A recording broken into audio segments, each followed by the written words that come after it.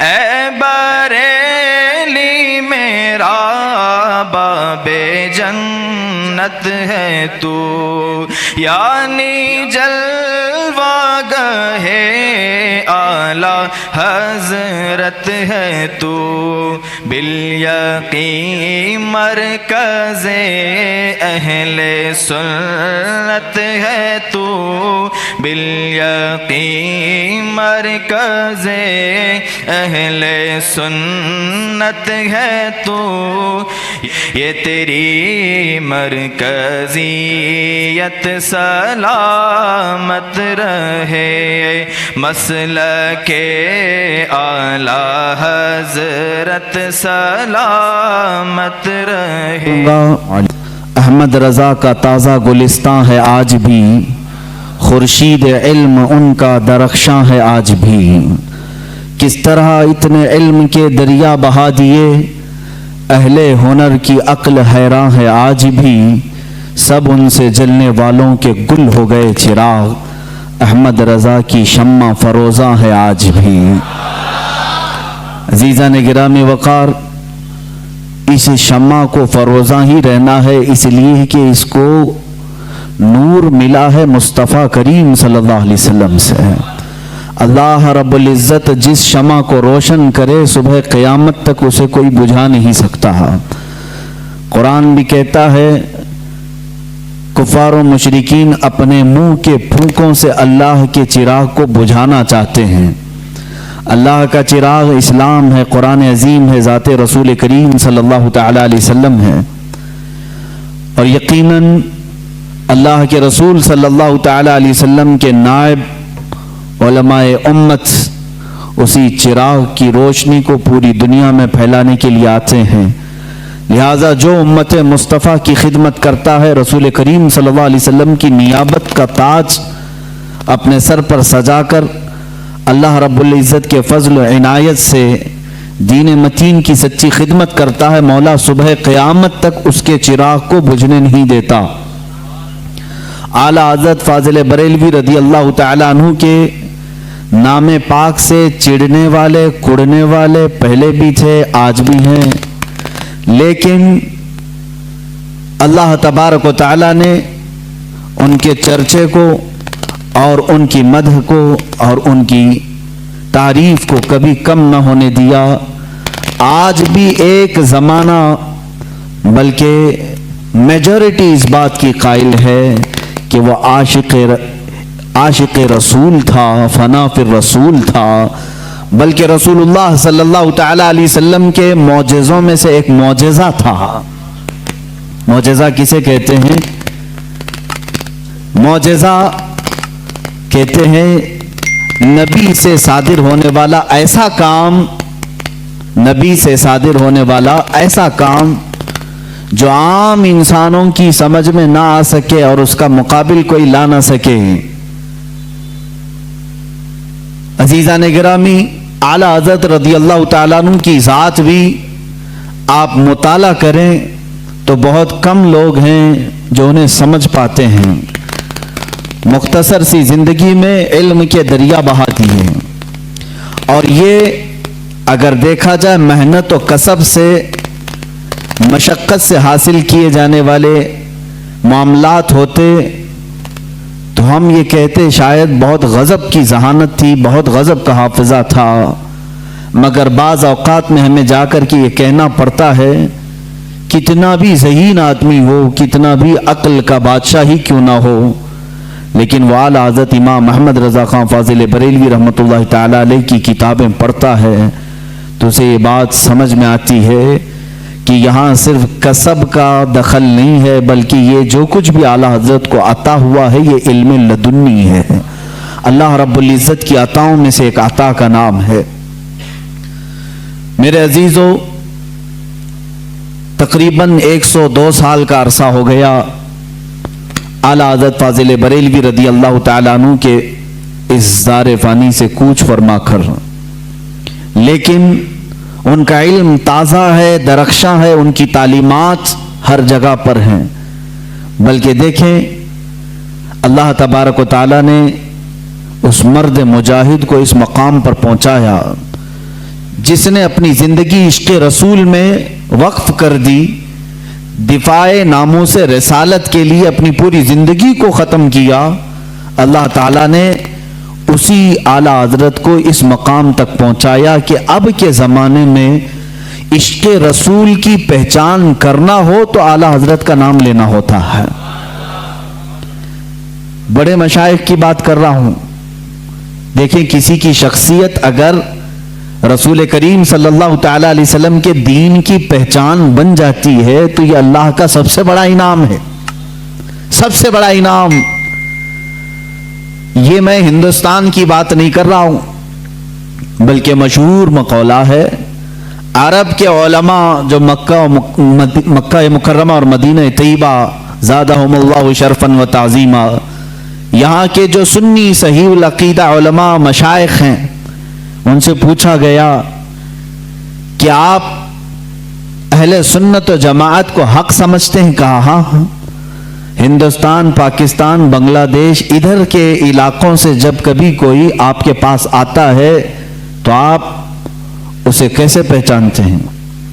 وہ خود بیان فرماتے ہیں، اذا جاءنا رجل من الہند، جب ہند سے کوئی آدمی ہمارے پاس آتا ہے تو ہم اس کے پاس پہلے ہی امام احمد رضا خان کا تذکرہ کرتے ہیں، پھر دیکھتے ہیں اس کے چہرے کو غور سے۔ علماء حرمین کہہ رہے ہیں ہم اعلیٰ حضرت کا ذکر اس کے سامنے کرتے ہیں کہ ہندوستان میں ایک مولانا ہیں جن کا نام احمد رضا خان ہے، بریلی سے تعلق رکھتے ہیں، فلاں فلاں کتابیں لکھے ہیں، ہم ان کا ذکر کرتے ہیں اور پھر اس کا چہرہ غور سے دیکھتے ہیں، اگر چہرے پر خوشی کے آثار نظر آئے تو ہم سمجھتے ہیں سنی صحیح العقیدہ ہے، اور اگر کڑنے لگے، جلنے لگے، پہلو بدلنے لگے تو ہم سمجھتے ہیں کہ ہوا رجل من اہل البدع۔ وہ کہتے ہیں علماء حرمین ہم اسی بات سے سمجھ جاتے ہیں کہ یہ بدعتیوں میں کا کوئی بندہ ہے۔ یہ معیار ہم نے نہیں، علماء حرمین نے متعین فرمایا۔ یہ پہچان جو اعلیٰ حضرت کی بنی، یہ اللہ تبارک و تعالیٰ کے انعامات میں سے ایک انعام ہے۔ آج کیا آپ سب کو معلوم نہیں ہے کہ ہمارے اور دوسروں میں فرق کرنے والی ذات اعلیٰ حضرت کی ہے؟ اللہ تبارک و تعالیٰ نے انہیں بنایا، لوگوں کی کیا مجال ہے کس کو کیا بنائیں گے؟ بعض لوگ کہتے ہیں یہ بریلویوں نے مل کر کے سب بنا دیا ان کو۔ میاں بریلویوں نے مل کر کے اگر انہیں بنایا ہے تو تم بھی سارے مل کر کے ایک اعلیٰ حضرت بنا دو، ایسا کوئی اعلیٰ حضرت بنا دو۔ انسانوں کے بس میں نہیں ہے اللہ کے ولی کو بنانا، وہ اللہ جسے چاہتا ہے اپنا ولی بناتا ہے۔ ذالک فضل اللہ یؤتیہ من یشاء، وہ اللہ کا فضل ہے، وہ جسے چاہے عطا فرماتا ہے۔ اب میں آپ کو یہاں چند اصطلاحیں بھی بتاؤں۔ شریعت طاہرہ میں، ہمارے دین اسلام میں ایک اصطلاح بولی جاتی ہے مجدد۔ مجدد دین کو صحیح طریقے سے اپنے زمانے میں پیش کرنے والا، جب اس پر گرد و غبار جمع ہو جائے، جب اس پر لوگ خرافات، بدعات، واہیات بھر دیں تو ایک مجدد آتا ہے، ان سب کو ختم کر کے دین اسلام کا صحیح چہرہ پھر امت مصطفیٰ کے سامنے پیش کرتا ہے، اسے مجدد کہتے ہیں۔ یہ مجدد کا لفظ بھی ملا ہے ہمیں حدیث رسول سے۔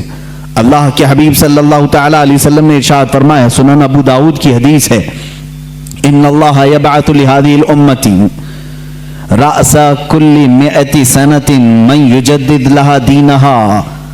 اللہ کے حبیب صلی اللہ علیہ وسلم فرماتے ہیں بے شک اللہ تعالیٰ اس امت میں ہر 100 سال پر ایک ایسا شخص پیدا کرتا ہے جو میرے دین کو تجدید کر کے صحیح چہرے کے ساتھ پیش کرتا ہے۔ ہر صدی میں، ہر 100 سال میں ایک ایسی شخصیت پیدا ہوتی ہے جو دین کا صحیح چہرہ امت کے سامنے پیش کرتی ہے۔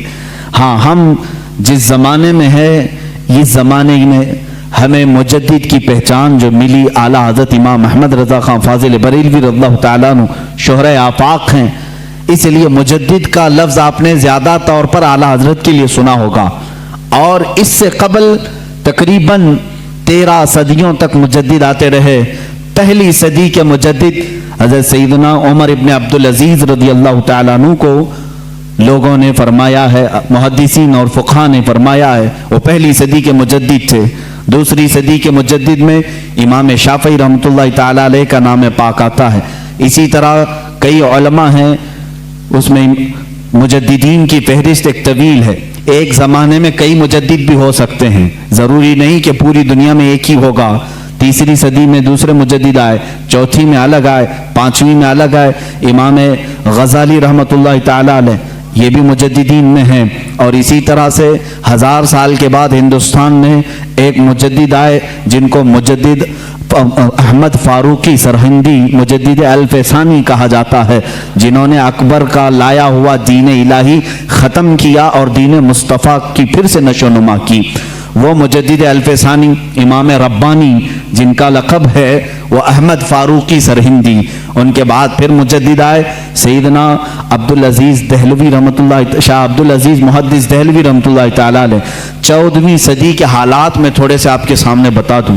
یہ 13 صدی کے جو مجدد آئے، انہوں نے اپنے اپنے زمانے میں تجدیدی کارنامے فرمائے۔ ان کے زمانے میں جو چیلنجز تھے ان کا مقابلہ انہوں نے کیا۔ امت مصطفیٰ پر، دین مصطفیٰ پر آنے والی ساری بلاؤں کو انہوں نے دور کیا۔ جس انداز سے بھی یہ طوفان کھڑے ہوتے، مجدد اپنے ذات کے ساتھ، اپنے قلم کے ساتھ، اپنی زبان کے ساتھ جہاد کرتا اور شریعت طاہرہ کا دفاع کرتا۔ 14ویں صدی کے حالات ایسے تھے میرے عزیزوں۔ ہندوستان کے حالات میں اگر آپ کو بتاؤں، یہاں کے پس منظر کو آپ کو پہلے سمجھنا ہوگا، پھر اعلیٰ حضرت کی ذات آپ کو سمجھ میں آئے گی۔ اللہ کے حبیب صلی اللہ تعالی علیہ وسلم کے وارث اور حضور اکرم صلی اللہ علیہ وسلم کے نائب یا علماء امت نے کس طرح کی قربانیاں دی۔ ہندوستان کے حالات ایسے تھے، ایسٹ انڈیا کمپنی کے نام سے انگریز اپنے قدم جما رہے تھے، اور انگریز جب یہاں پر پھیلنا شروع ہوئے، پہلے انہوں نے بنگال کو اپنے قابو میں کیا، پھر اس کے بعد گوا میں، ادھر ادھر علاقوں میں اپنی کمپنی کے نام سے شروع کیا، بمبئی کو قبضے میں لیا۔ یہ وہ دور تھا جب یہاں پر مغل سلطنت آخری سانسیں لے رہی تھی۔ بہادر شاہ ظفر جس کے آخری حکمراں رہے ہیں، یہ کمزوری کے ایام تھے، مغل سلطنت کی علالت کا دور تھا، اور انگریزوں نے اس کمزوری کا فائدہ اٹھا کر کے ہندوستان میں اپنے قدم جمائے۔ جانتے ہیں اس وقت پورے ہند میں، ابھی ہندوستان کی تقسیم نہیں ہوئی تھی، یہ بنگلہ دیش بھی ہندوستان کا حصہ تھا، یہ پاکستان بھی ہندوستان کا حصہ تھا، افغانستان کے بھی کئی علاقے ہندوستان کے حصے میں آتے تھے، بڑا ہند تھا اس زمانے میں۔ پورے بر صغیر اس کو کہا جاتا ہے، سب کانٹیننٹل ہندوستان کو، بر صغیر شبہ القارۃ الہندیہ اس کو عربی میں کہتے ہیں، یعنی ایک انٹر کانٹیننٹل کے برابر ہی ہندوستان کو سمجھا جاتا ہے، تھوڑا چھوٹا اس سے۔ اتنے پورے علاقے میں پورے مسلمانوں کا عقیدہ ایک ہی تھا، وہ اہل سنت و جماعت، یا اگر کچھ تھے تو رافضی اور شیعہ تھے تھوڑے سے، لیکن پورے بر صغیر میں مسلمان صرف اہل سنت و جماعت تھے۔ انگریز جب یہاں پر ہندوستان میں آئے تو ان کو سب سے زیادہ خطرہ کس سے تھا؟ انہوں نے اپنی کتابوں میں لکھا، علماء اسلام سے انہیں خطرہ تھا۔ علماء اسلام ان کے خلاف کھڑے ہو سکتے تھے، اور ظاہر سی بات ہے اس وقت ابھی ترکی کی خلافت عثمانیہ بھی موجود تھی، اور ہندوستان میں مغل سلطنت تھی۔ مسلمانوں کا دبدبہ ایسا تھا کہ ایک بار اگر بادشاہ اسلام جہاد کا اعلان کر دے تو سارے کفن بردوش سڑکوں پر آ جاتے۔ ایک اعلان ہو جائے، نوجوان تو نوجوان، بوڑھے بھی راستوں پر آ جاتے اپنی جان اللہ کی بارگاہ میں پیش کرنے کے۔ ہر زمانے میں ہمارے ہاں دائرہ اسلام میں، میں آپ کو بتاؤں، مرنے سے کبھی کوئی مسلمان خوف نہیں کھاتا تھا۔ اسی لیے 1947 کی جو آزادی کی جنگ ہے، اس میں آپ دیکھیں گے تاریخ اگرچہ آپ کو بتائی نہیں جاتی، 1 لاکھ سے زیادہ مسلمانوں کی بھی موت اس میں ہوئی، شہادت ہوئی ہے، اور تقریباً 1857 سے اگر میں گناؤں 30,000 صرف علماء اہل سنت ایسے ہیں جن کو درختوں پر پھانسی پر لٹکایا تھا انگریزوں نے۔ یہ ہماری قربانیاں ہیں، اور انگریز یہ اچھی طرح سے جانتا ہے جس کو اقبال نے کہا یہ فاقہ کش موت سے ڈرتا نہیں ذرا، روح محمدی اس کے بدن سے نکال دو، عرب کو دے کر کے عجم کے تخیلات، اسلام کو حجاز و یمن سے نکال دو۔ انگریز یہی سوچتا ہے کہ یہ فاقہ کش موت سے ڈرتا نہیں، اس کے جسم سے روح محمدی نکال دو، عشق مصطفیٰ نکال دو۔ اس زمانے میں انگریزوں نے جب یہ دیکھا کہ یہاں ان کی یونٹی اور ان کے اتحاد سے ہمارے لیے خطرہ ہے، تو ظاہر سی بات ہے ہر زمانے میں منافقین کو خریدنے کی کوشش کی جاتی رہی ہے، ہر زمانے میں۔ وہ زمانہ بھی ایسا رہا کہ انگریزوں نے اپنے خلاف بولنے والوں کو کالا پانی کی سزا دی، انڈمان نکوبار بھیجا، پھانسی کی سزائیں دی، لیکن وہی انگریز چند علماء کو خریدتا رہا، چند مولویوں کو خریدا اور ان کے درمیان، مسلمانوں کے درمیان اختلافات ڈالنے کی کوششیں کی، کیونکہ مشہور ہے، یہ میری اکیلے کی بات نہیں، سارے لوگ جانتے ہیں ڈیوائیڈ اینڈ رول کی پالیسی کس کی رہی ہے؟ انگریزوں کی رہی ہے، سب جانتے ہیں۔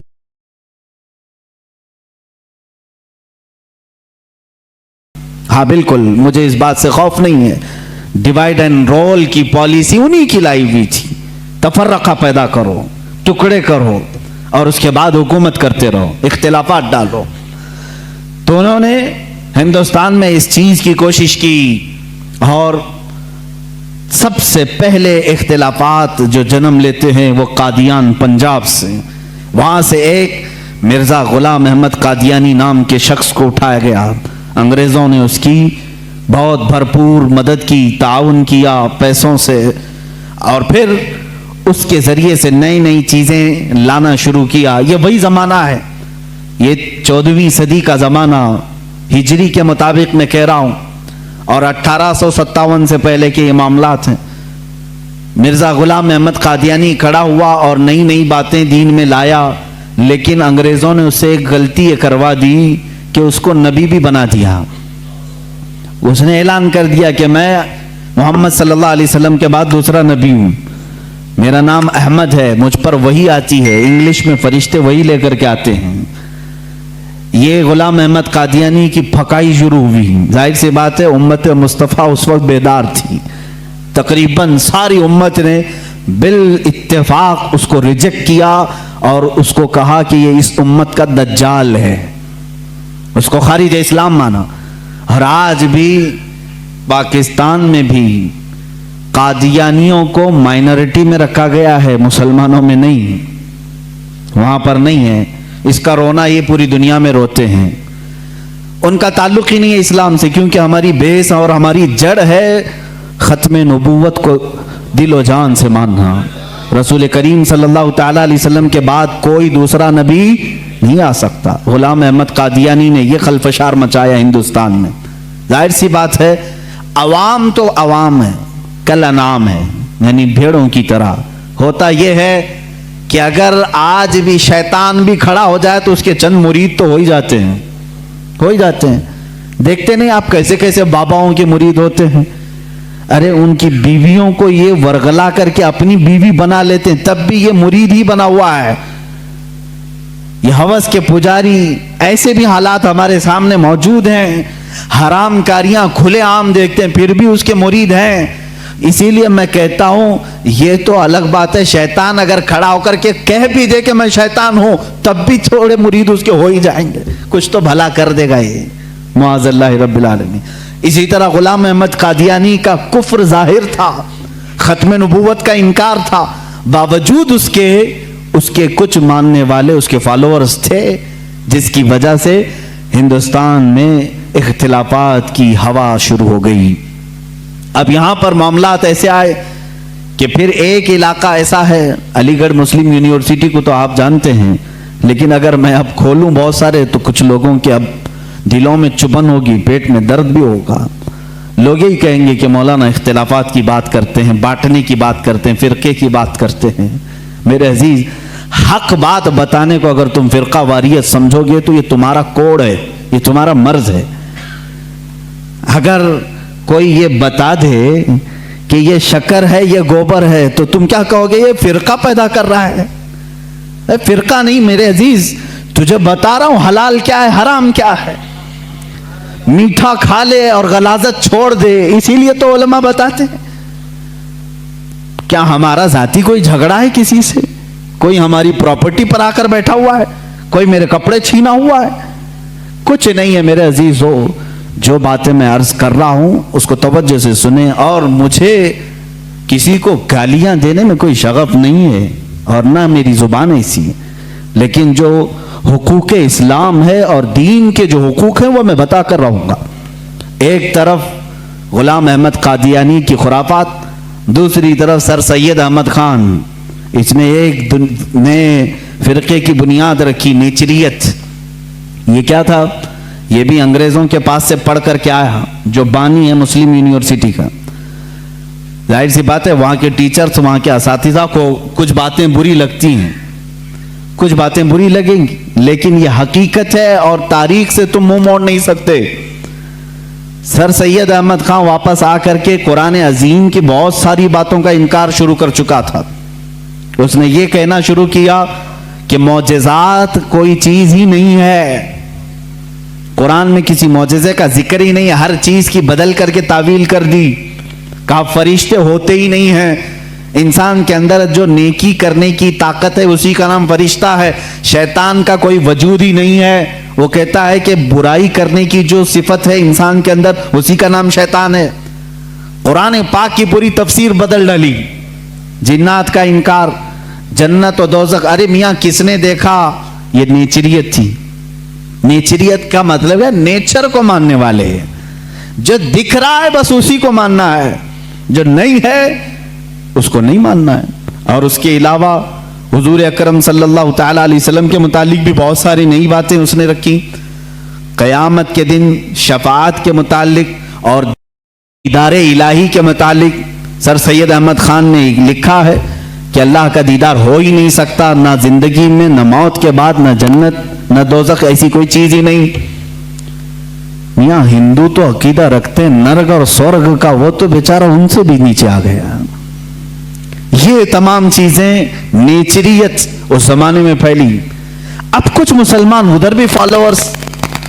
سر سید احمد خان کوئی نیا پیدا نہیں ہوا تھا, یہ بھی انگریزوں سے پڑھ کر کے متاثر ہو کر کے آیا, انگلینڈ سے یا یورپی کنٹریز سے.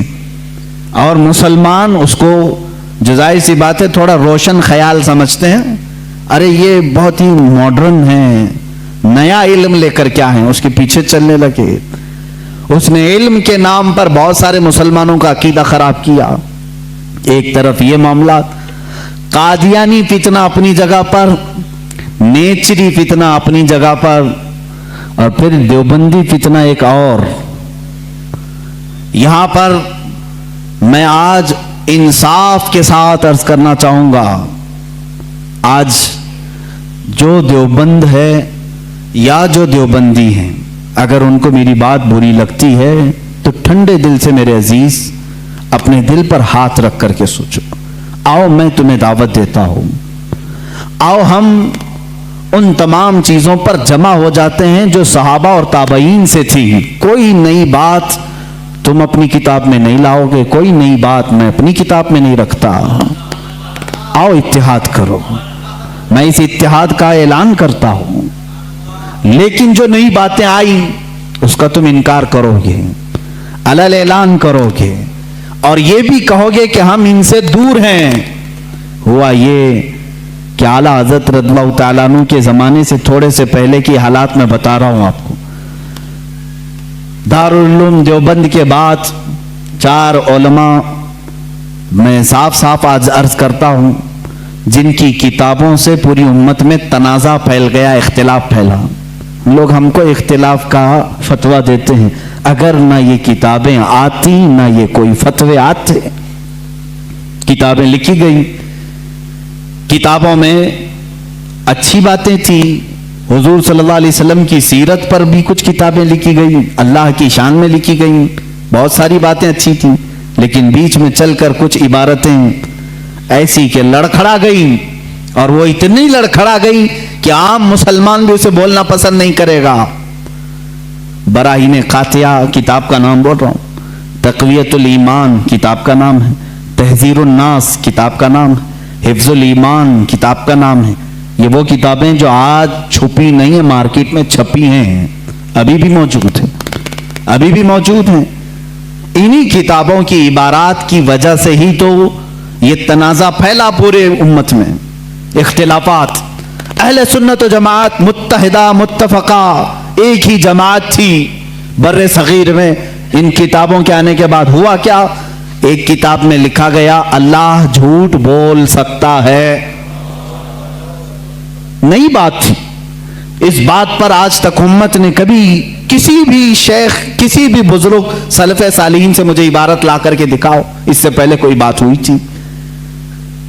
پھر ایک کتاب میں عقیدہ توحید کو بیان کرتے ہوئے مولوی اسماعیل دہلوی صاحب نے یہ تک لکھ دیا، حضور صلی اللہ تعالی علیہ وسلم کا خیال نماز میں آنا گدھے اور بیل کے خیال سے بدتر ہے۔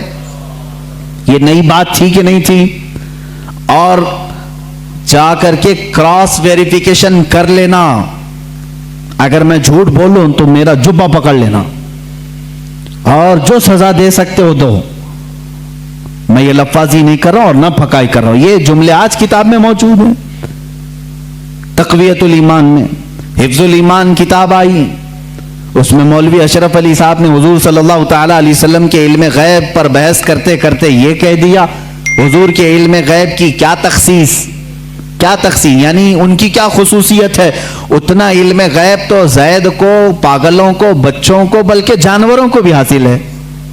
شیطان کا علم غیب تو قرآن سے ثابت ہے، انہوں نے کہا شیطان کا علم غیب قرآن سے ثابت ہے، حضور صلی اللہ علیہ وسلم کے علم غیب کی کیا خصوصیت ہے؟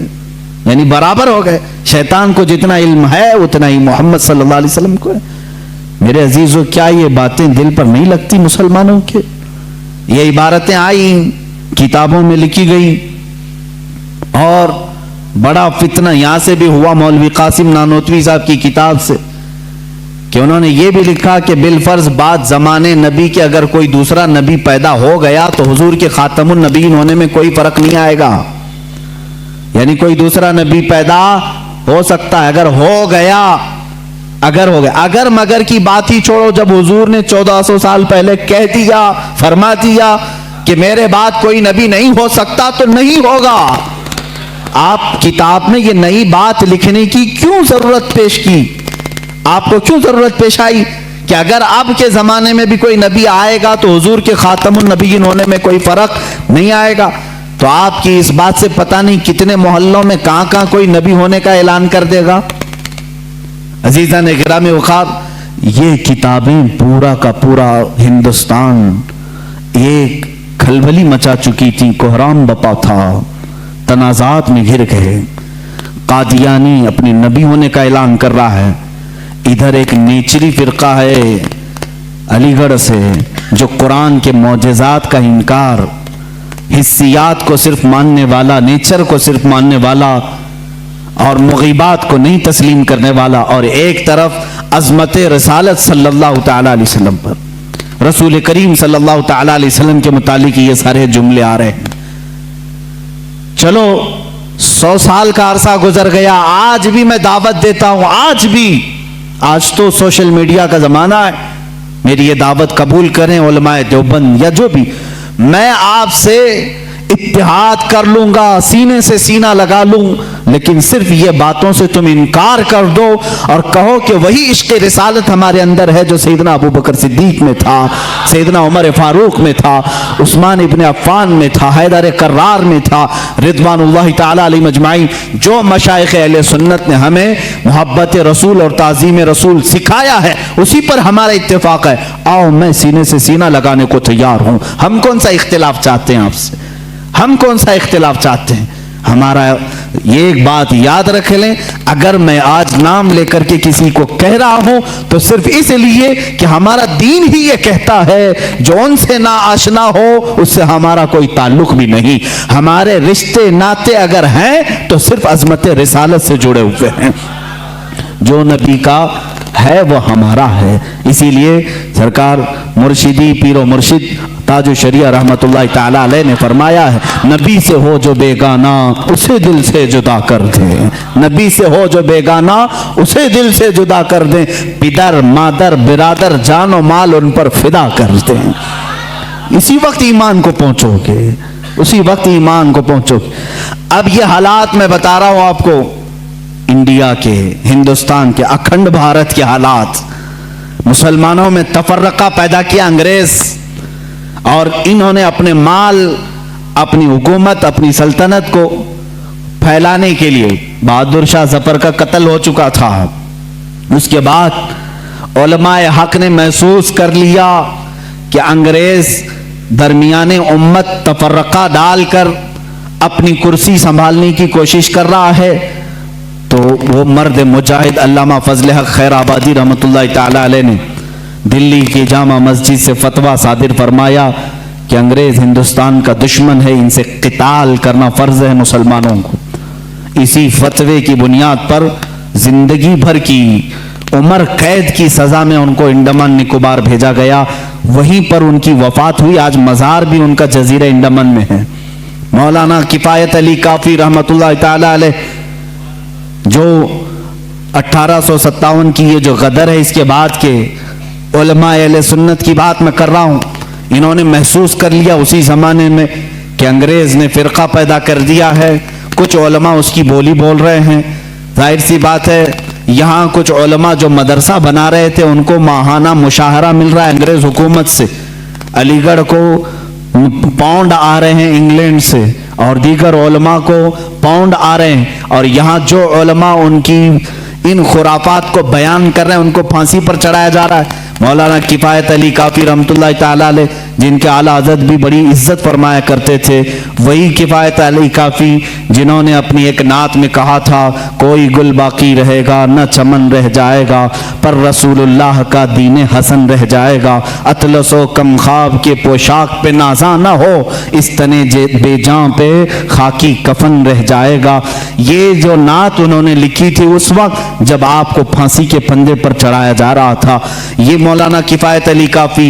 پھر مولانا عنایت احمد کاکوروی رحمۃ اللہ تعالی علیہ، جن کو جیل کی سلاخوں کے پیچھے انگریزوں نے بند کیا، اس ایک عالم ربانی نے پتھر کی ٹھیکری سے دیواروں پر پوری علم الصیغہ کتاب لکھ دی تھی، جو آج بھی عالم کورس کی کتاب میں پڑھائی جاتی ہیں۔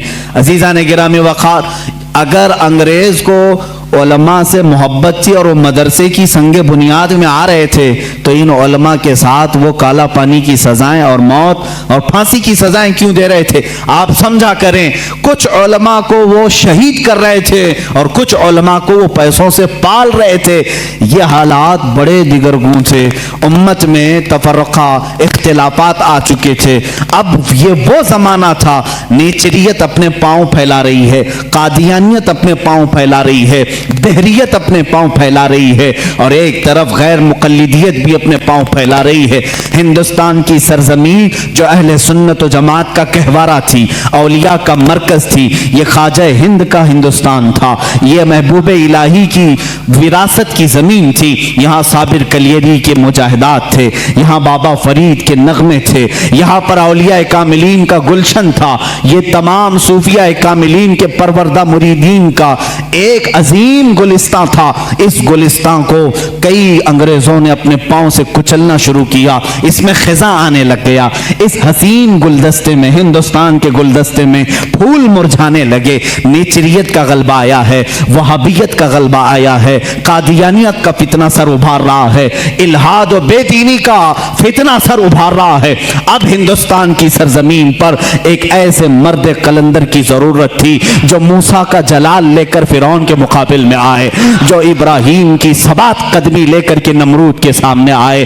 اب ایک ایسے مرد قلندر کی ضرورت تھی جو صدیق کی صداقت اپنے سینے میں رکھتا ہو، فاروق اعظم کی عدالت اپنے سینے میں رکھتا ہو، عثمان ابن عفان کے حلم و بردباری اپنے سینے میں رکھتا ہو۔ ہندوستان کو اب ایسے مرد قلندر کی ضرورت تھی جو حیدر کرار کی شجاعت بھی رکھتا ہو، غوث اعظم کا نائب ہو، خواجہ ہند کا وارث ہو، اللہ رب العزت العزت نے ہندوستان کے سنی مسلمانوں پر وہ احسان عظیم فرمایا جب صوفیاء کے مرکز اور اولیاء کاملین کی خانقاہیں آواز دینے لگی الہا اب ہند کا کیا ہوگا، یہاں تو اب چادریں نہیں، اب گاگریں نہیں، یہاں اولیاء کی بارگاہ میں آنے سے روکا جا رہا ہے، وسیلے کو شرک، استمداد کو کفر کہا جا رہا ہے، عظمت رسالت پر حملے ہو رہے ہیں، نماز میں رسول کے خیال آنے کو برا بھلا کہا جا رہا ہے، پیٹ پیچھے کی خبر نہ ہونے کی حضور کے بارے میں کہی جا رہی ہے، الہا اب کون اس دین کا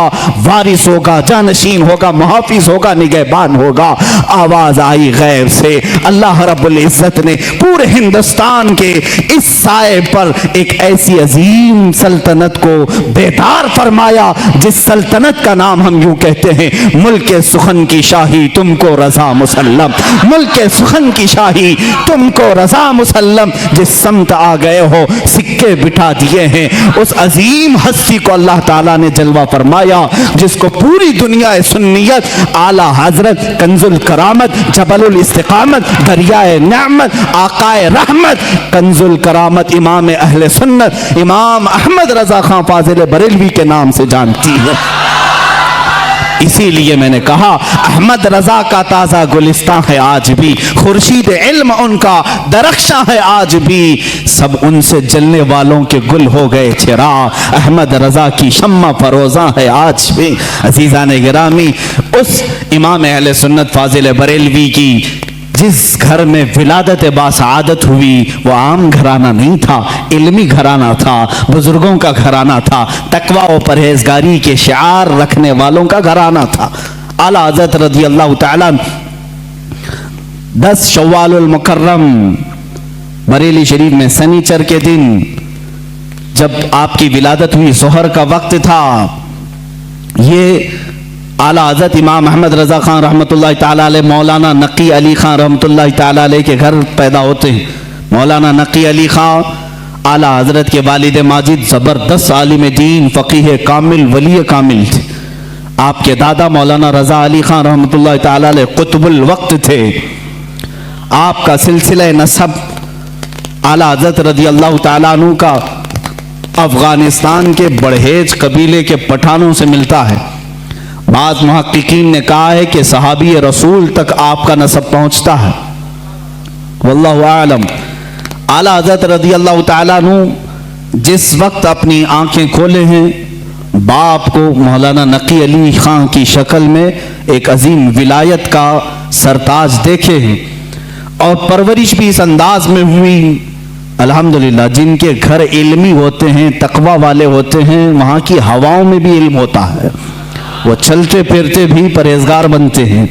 اعلیٰ حضرت عظیم البرکت رضی اللہ تعالیٰ عنہ کے علمی گھرانے کی مثال اسی بات سے سمجھ میں آتی ہے کہ آپ کا نام اعلیٰ حضرت رضی اللہ تعالیٰ عنہ کا نام محمد رکھا گیا اور دادا نے احمد رضا رکھا، اسی نام سے آپ مشہور زمانہ بھی ہیں۔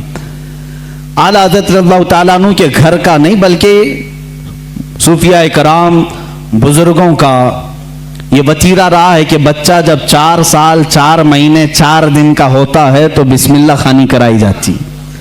اس رواج کو ہمارے لوگ بھول چکے ہیں۔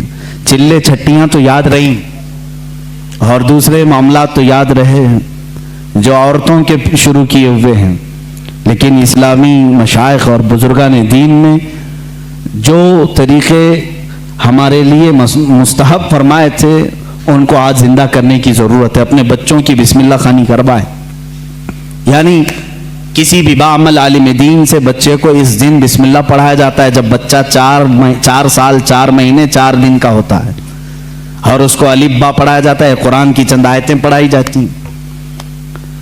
یہ رسم بسم اللہ خوانی اعلیٰ حضرت رضی اللہ تعالیٰ عنہ کے گھر کی وہ وہاں کی رسم رہی ہے، وہاں کا رسم دستور بھی ہے۔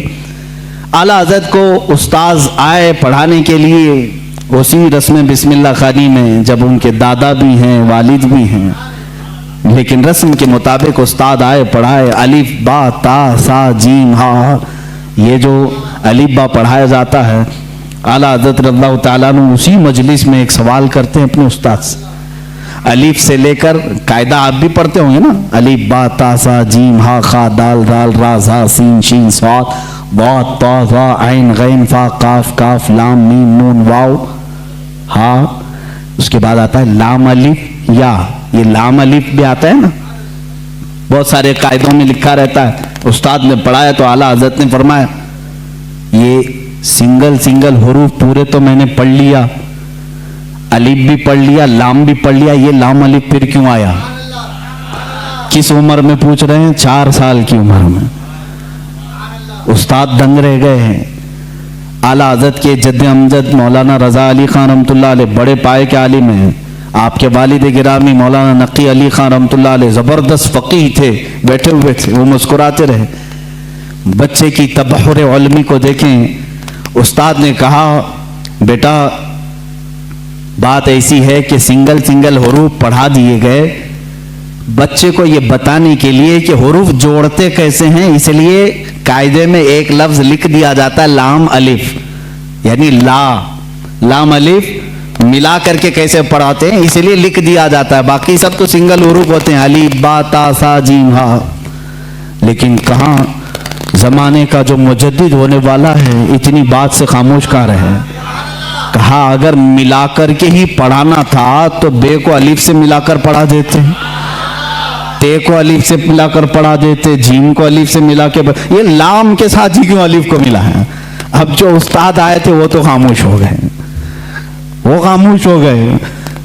इतने छोटे बच्चे ऐसा सवाल तो नहीं करते। मौलाना रज़ा अली खान रहमतुल्लाह ताला अलैह जो जद्द अमजद थे, दादा थे, उन्होंने सीने से सर को लगाया, कहा बेटा उस्ताद जितना पढ़ाए उतना पढ़ लो। कहा कि अब दादा ये बात मुझे बता दें, दिल तशफ्फी में आ जाए।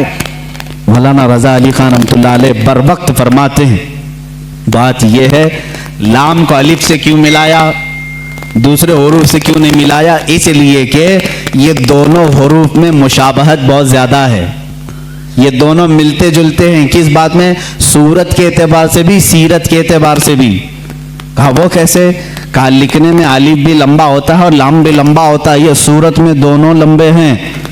और दूसरी बात, लाम को अगर आप लिखेंगे हिज्जे करके, अगर आप पढ़ेंगे लाम अलिफ मीम लिखना पड़ेगा, लाम यानी लाम को अगर वर्ड्स में लिखा जाए, हुरूफ में लिखा जाए तो कैसे लिखेंगे? लाम अलिफ मीम।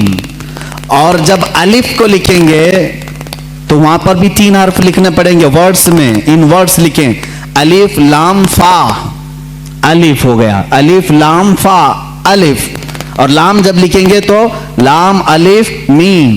जद्द अमजद ने कहा दोनों में सूरतन मुशाबहत तो लंबाई की है, सीरत में मुशाबह ऐसे है कि लाम के बीच में अलिफ आता है और अलिफ के बीच में लाम आता है, इसलिए ये दोनों का गहरा ताल्लुक है, इसलिए मिलाकर लिखा गया। आला हज़रत खामोश हुए। अब अंदाजा करें 4 साल की उम्र में जिनका इल्म का मामला ऐसा हो तो जाहिर सी बात है वो घराना इल्मी होगा, तभी तो बच्चे ऐसे होंगे। यही बात है कि 6 साल की उम्र में आला हज़रत रज़ियल्लाहु ताला अन्हु, सिर्फ 6 साल की उम्र में, 6 साल की उम्र में 12वीं शरीफ आई, मीलाद मुबारका रसूल करीम सल्लल्लाहु ताला अलैहि वसल्लम की अजमत पर। घर में जब महफिल मुनाकिद हुई, आपके वालिद गिरामी के शागिर्द और मुरीदीन जमा हुए, तो 6 साल की उम्र में आला हज़रत ने 2.5 घंटे अजमत रिसालत पर बयान फरमाया। यहाँ अच्छे अच्छे मुकर्रिरीन के पसीने छूट जाते हैं अगर पॉइंट टू पॉइंट बात की जाए, वरना लफाजी करना इधर उधर की हाँकने में तो 6 घंटे भी चले जाएंगे। इल्म की बात पॉइंट टू पॉइंट करना ये दिक्कत का मामला है। 6 साल की उम्र में जो अपने नबी कौनैन सल्लल्लाहु ताला अलैहि वसल्लम की ज़ात पर, आपकी सीरत पर 2.5 घंटे खिताब कर रहे हैं, वही आला हज़रत फाज़िल बरेलवी रज़ियल्लाहु ताला अब किताबों की तालीम शुरू करते हैं, आलिम कोर्स। वही 6 साल की उम्र में अपने वालिद गिरामी से पढ़ा, मिर्ज़ा अब्दुल कादिर बेग साहब और कुछ उलमा थे जिनका तज़किरा आया है आला हज़रत के असातिज़ा में। ज़्यादा से ज़्यादा किताबें आप अपने वालिद गिरामी से पढ़ते हैं। अब अपने वालिद गिरामी से पढ़ने का ज़माना है। सिर्फ 8 साल की उम्र है आपकी, 8 साल की उम्र में علم نحو کی مشہور کتاب ہدایت النحو ہے، وہ پوری اپنے والد سے پڑھی اور اس کی شرح بھی لکھ دی اردو میں، عربی میں، اس کی گائیڈ لکھا 8 سال کی عمر میں، اور جب 13 سال 10 مہینے غالباً 13 سال 10 مہینے کے ہو گئے، آپ عالم بھی ہو گئے اور مفتی بھی ہو گئے، اور اسی دن سب سے پہلا فتویٰ آپ نے دیا رضاعت کے مسئلے پر۔ سوال آیا تھا، آپ کے والد گرامی نے مسند پر بٹھایا اور کہا بیٹا احمد رضا لکھو اس کا جواب۔ آپ کی عمر 14 سال کے قریب تھی، 13 سال 10 مہینے کے آس پاس، اس وقت آپ نے سب سے پہلا فتویٰ لکھا۔ میاں فتویٰ پوچھنے والوں کی عمر یہاں 60 سال کی ہو جاتی ہے، لکھنے والوں کی بات تو چھوڑے۔ وہ 13 سال 10 مہینے کی عمر میں پہلا فتویٰ صادر فرماتے ہیں، اس میں دلائل بھی ہیں، قرآنی آیات، احادیث رسول۔ والد گرامی نے دیکھ کر کے ماتھے کا بوسہ لیا اور کہا آج سے تم مسند افتاء پر بٹھائے جاتے ہو۔ 13 سال 10 مہینے کی عمر سے لے کر جب تک آپ کی وفات نہ ہوئی اس وقت تک آپ نے فتویٰ نویسی فرمائی۔ تقریباً 6,000 سے زیادہ فتوے آپ نے ارسال فرمائے۔ آج وہی فتاوی رضویہ کی شکل میں ہمارے پاس ایک فقہی انسائکلوپیڈیا موجود ہے جس کی 30 جلدیں ہیں، 21,000 صفحات کے قریب یہ کتاب ہے، 250 رسالے اس کے اندر موجود ہیں، 250 رسالے، الگ الگ کتابیں، جو جس طرح کا سوال آیا، عربی میں آیا تو عربی میں جواب، فارسی میں آیا فارسی میں جواب، انگلش میں آیا انگلش میں جواب، جس علم کا سوال آیا اس علم کا جواب آپ نے ارسال فرمایا۔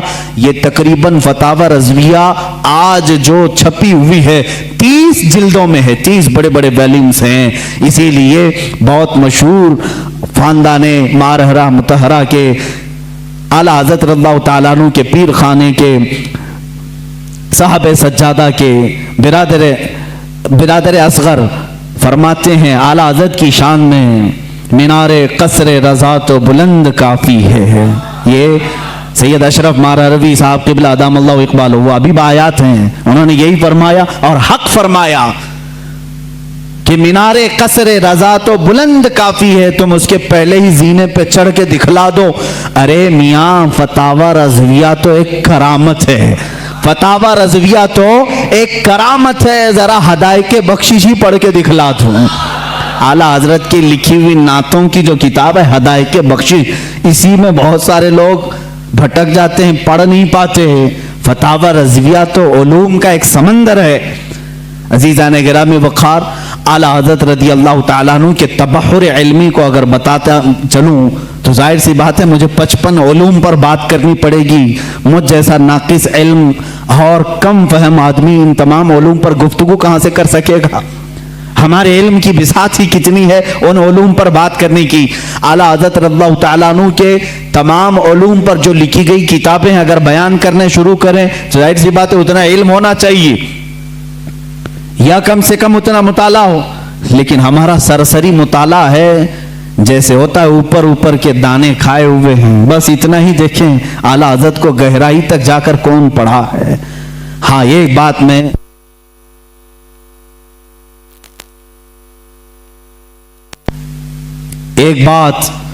میں دل سے کہوں گا کہ سنے ہوئی محبت کرنے والے الگ ہوتے ہیں، اعلیٰ حضرت کو پڑھ کر کے چاہنے والوں کی بات الگ ہوتی ہے۔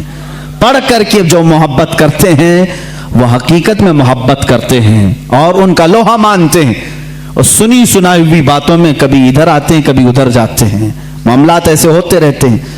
عزیزان گرامی، فتاوی رضویہ شریف میں 250 رسائل جمع ہوئے، ان کے علوم کا کنارہ کہاں تک تھا اللہ ہی بہتر جانے۔ علم حدیث میں قلم اٹھایا تو کئی کتابیں لکھی، اصول حدیث میں قلم اٹھایا اس پہ کتابیں لکھی، فقہ ایک علم کا نام ہے، اس میں تو پوری کتابیں موجود ہیں، اصول فقہ پر کتابیں ہیں آپ کی، اور ان کے علاوہ تفسیر میں، اصول تفسیر میں، بلاغت میں، معانی میں، عرض میں، اور اس کے علاوہ جو میتھس کے ریلیٹڈ علوم ہوتے ہیں ان میں کئی کتابیں آپ کی ہیں، علم رمل میں، علم جفر میں ہے، زیجات میں ہے، ارثماتیقی میں ہے، یہ تمام وہ علوم ہیں جن کو آج شاید و باید کوئی جانتا ہو. علم حیت ہے، علم توقیت ہے، علم مقابلہ ہے، علم مناظرہ ہے، علم رد ہے. ان تمام علوم پر اعلیٰ حضرت کی کتابیں موجود ہیں، ان کے رسالے موجود ہیں. یہ ایک بات ہوتی ہے کہہ دینا کہ ان کو اتنے علوم آتے تھے، اور ایک بات ہے ان کی اس علم پر کتابیں پیش کرنا. ہم مبالغہ آرائی سے کام نہیں لیتے. جس علم کی میں بات کر رہا ہوں اعلیٰ حضرت اس علم کو جانتے تھے، اس علم کی ضرور ان کی کتاب بھی میں تمہارے سامنے پیش کر سکتا ہوں. کئی علوم پر اللہ تعالیٰ نے آپ کو مہارت تامہ عطا فرمائی تھی. یہ ایک بات آپ سمجھ کر کے چلیں، یہ ان کے پاس وقت کتنا رہا ہوگا یہ سب لکھنے کا، ان تمام علوم کو حاصل کرنے کا. اعلیٰ حضرت رضی اللہ تعالیٰ عنہ کی دنیاوی جو علوم ہیں ان پر جو گرفت ہے اتنی زبردست. اپنے زمانے کے بڑے بڑے سائنٹسٹ کو بھی آپ نے دعوت مقابلہ دیا ہے. پروفیسر البرٹ نام سے، اس نے 1919 میں یا 1920 کے قریب ایک پیپر میں لکھنؤ سے یہ بات شائع کر دی کہ سپتمبر، ابھی یہ بھی سپتمبر کا ہی مہینہ، 17 سپتمبر اگر کچھ تاریخ اس نے 2 مہینے پہلے اعلان کیا کہ سورج کے مقابل میں عطارد، زہرہ، زمین، مریخ، مشتری، زحل، یہ جو کواکب ہیں، یعنی ان کو سٹارز آف گیلیکسی جو کہا جاتا ہے، یہ مقابل میں آ رہے ہیں، جس کی وجہ سے سورج کی روشنی کو یہ کھینچ لیں گے اور سورج میں ایک داغ پڑ جائے گا.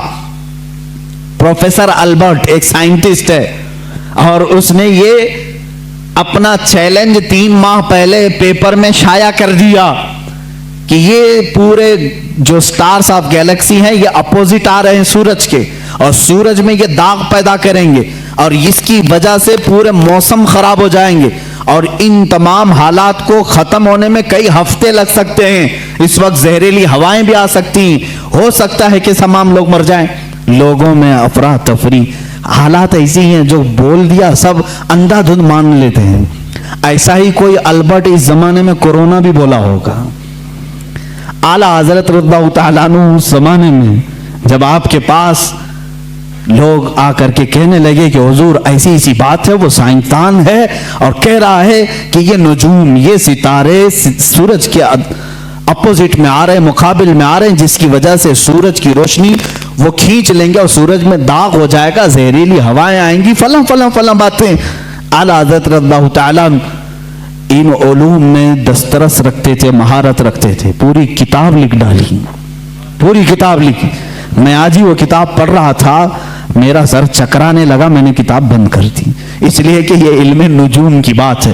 اعلیٰ حضرت اس میں شکلیں بنا بنا کر کے لکھ رہے ہیں.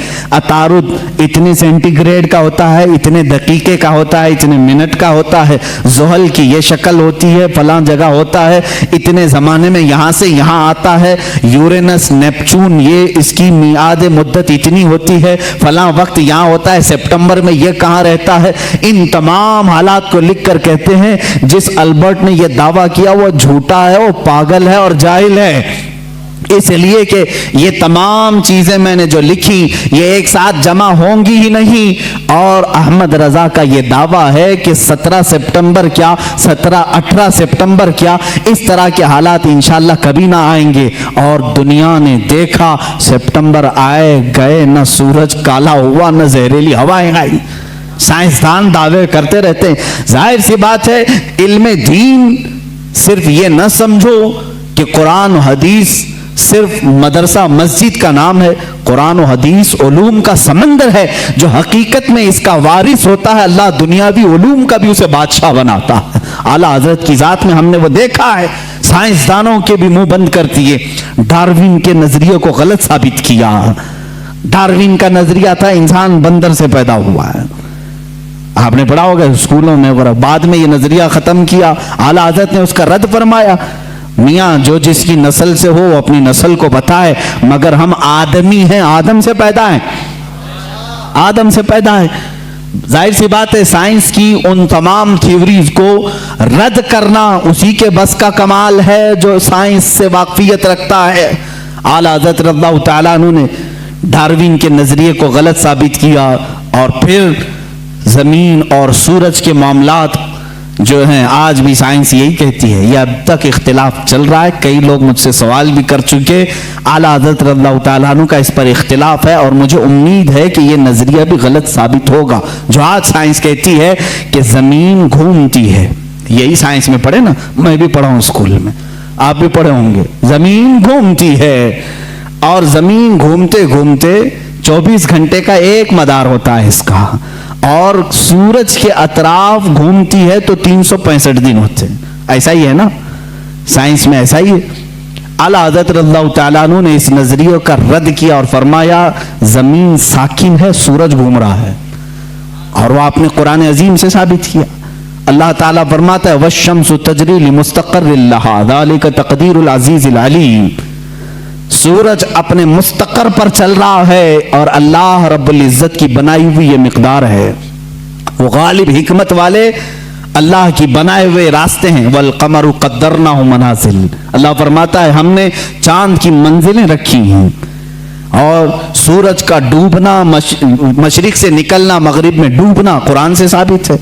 نمرود کے سامنے ابراہیم علیہ السلام کا جو مناظرہ تھا, مجادلہ تھا, وہ اسی بات کا تھا کہ نمرود کہتا تھا میں بھی خدا ہوں, میں لوگوں کو زندہ کرتا ہوں, موت بھی دیتا ہوں. ابراہیم علیہ السلام نے کہا کہ اگر تو خدا ہے تو سورج کو مشرق سے نہیں مغرب سے نکال کے دکھا. روزانہ سورج مشرق سے نکلتا ہے, تو ایک دن مغرب سے نکال کے دکھا. وہ مبہوت ہو گیا. قرآن میں یہ واقعہ موجود ہے. اعلیٰ حضرت رضی اللہ تعالیٰ عنہ نے ان اصول کو لے کر, اور اتنا ہی نہیں میرے عزیزو, صرف 2 آیتوں سے نہیں بلکہ اس میں عقلی اور نقلی اتنے دلائل ہیں کہ اس علم سے شغف رکھنے والا وہ جائے اعلیٰ حضرت رضی اللہ تعالیٰ عنہ کی کتاب الفوز المبین در رد حرکت زمین کا مطالعہ کرے, اسے سمجھ میں آئے گا. کچھ لوگ بھونکتے رہتے ہیں, چلاتے رہتے ہیں, ارے مولانا تھے وہ, مولانا کو مولانا میں یعنی مدرسے میں رہنا چاہیے. یہ سائنسدانوں کی بات ہے. میرے عزیز یاد رکھ, دنیا کا جتنا سائنس ہے یہ گنبد خضرا کی چھاؤں میں پلنے والے غلاموں کی آستینوں میں ہوتا ہے. ہمارا عقیدہ ہے. تم آج کے سائنسدان ہو, اگر میں اس پر گفتگو کروں تو ایک طویل بحث ہوگی. میں یہ ثابت کر کے بتاؤں دنیا کو میڈیکل سائنس کس نے دیا. جاؤ تاریخ اٹھا کر کے دکھاؤ. اور الجبرا آج جو پڑھاتے ہو کس کا ہے یہ ایجاد کیا ہوا؟ جابر بن حیان کا الجبرا ہے. کیمسٹری کس نے لائی تھی؟ سب سے پہلے اس کے موجد کون ہے؟ جاؤ ڈھونڈ کر کے لے آؤ. امام رازی کی کتابیں آج بھی کیلیفورنیا یونیورسٹی میں پڑھائی جاتی ہیں. بچوں کے امراض کے متعلق سب سے پہلے لکھی جانے والی کتاب ایک عالم دین کی تھی, امام رازی کی تھی. بو علی سینا کے لکھی ہوئے علم طب کی کتابیں آج بھی موجود ہیں. یہ وہ غلامان رسول ہیں جو رسول کریم صلی اللہ تعالیٰ علیہ وسلم کے دین سے وابستہ تھے, اور دنیا میں انہوں نے سائنس کا, میڈیکل کا, حساب کا لوہا منوا کر کے رکھا ہے. یہ اور بات ہے کہ ہم قسم پرسی کے عالم میں ہیں. آج کے زمانے میں مولوی حضرات سب چھوڑ کر مسلح پر آ گئے ہیں. اس کی وجہ سے تمہیں شک ہو رہا ہے. انشاءاللہ امید رکھو اللہ رب العزت پھر سے کوئی ایسا مجدد پیدا کرے گا جو تمہیں بتائے گا کہ علم دین ہو یا جس کو تم علم دنیا کہتے ہو, یہ در حقیقت محبت رسول اور میرے آقا صلی اللہ تعالیٰ علیہ وسلم کے غلاموں کو صدقے میں دیا جاتا ہے. یہ اعلیٰ حضرت خود فرماتے ہیں شروع میں مجھے منطق کی کتابوں سے شغف تھا. شرح چغمینی بڑی مشہور کتاب اس زمانے کی, ہم تو پڑھے نہیں میاں. ہم تو منطق کی کتابیں جو آج درس نظامیہ میں پڑھائی جاتی ہیں وہ ملا حسن حمداللہ تک یہاں پر ہائیسٹ سمجھا جاتا ہے. شرح چغمینی یہ پہلے کتاب ہوتی تھی, بڑے بڑے علماء نے پڑھا. اعلیٰ حضرت فرماتے میں وہ سب کتابیں پڑھنے کی کوشش کرتا جب آپ کی عمر 10 سال کی تھی, 10 سال کی 11 سال کی عمر میں. شرح چغمینی یہ کتابیں پڑھنے لگے تو آپ کے والد گرامی مولانا نقی علی خان صاحب فرماتے ہیں, اعلیٰ حضرت خود فرماتے ہیں میرے والد نے کتابیں مجھ سے لے لی, میتھس کی میتھمیٹکس ہو یا جو دیگر کتابیں جس میں میں شغف رکھتا تھا, شوق رکھتا تھا, لے لی. کہا بیٹا احمد رضا اپنی طاقت, اپنی انرجی علم دین رسول یعنی قرآن کی تفسیر اور حدیث رسول میں خرچ کرو, اللہ تعالیٰ ان کے صدقے میں دنیا کے سارے علوم ویسے ہی عطا کر دے گا. اعلیٰ حضرت فرماتے ہیں اس کے بعد پھر میں نے دوسری کتابیں دیکھی نہیں, اور نہ دیکھنے کے بعد علم کا یہ معاملہ ہے. اللہ اکبر. مولانا سید سلیمان اشرف بھاگلپوری رحمۃ اللہ تعالیٰ علیہ اعلیٰ حضرت رضی اللہ تعالیٰ عنہ کے شاگرد بھی ہیں, مسلم یونیورسٹی علی گڑھ میں دینیات کے پروفیسر بھی تھے. وہ خود اس بات کو بیان کرتے ہیں. ان کے ہاں ایک سر